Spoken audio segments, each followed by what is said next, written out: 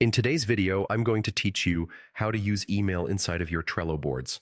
5 minutes. If you've ever wished you could manage emails right alongside your tasks, you're in the right place. We'll use a Trello power-up called Email for Trello by Sendboard to bring email into your workflow so messages become cards, and you can reply without leaving Trello. Start by logging into your Trello account. Once you're in, open the board where you want to manage emails. Any board will work, but it's best to choose one your team already uses for tracking requests or support so everything stays in one place. On your board, look for power-ups. It usually appears in the board menu. Open that, then click Add Power-ups to browse the directory. In the search bar, type Sendboard.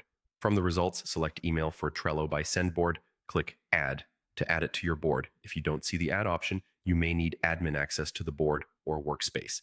After adding it, open the Power-Ups settings. Choose Edit Power-Up settings to begin the setup. Here, you'll set up the mailbox for this specific board. The Power-Up will guide you through creating or connecting a mailbox so emails sent to this board will become Trello cards automatically. Within the settings, you'll see a unique email address generated for your board. This is important.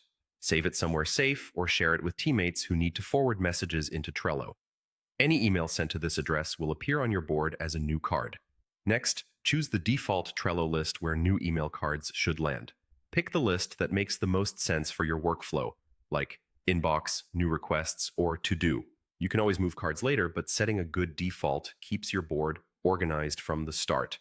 Once everything is configured, you're ready to use Sendboard to manage emails inside Trello. Open any email card to see the full thread, sender details, and attachments. You can reply directly from the card, and your response goes out as an email while the conversation stays attached to the card for easy reference. Add labels, due dates, and members like you would with any card so the right people can take action. This makes follow-up, prioritization, and collaboration much simpler. That's it. You've brought email into your Trello board, turned messages into trackable tasks, and set defaults to keep it all tidy.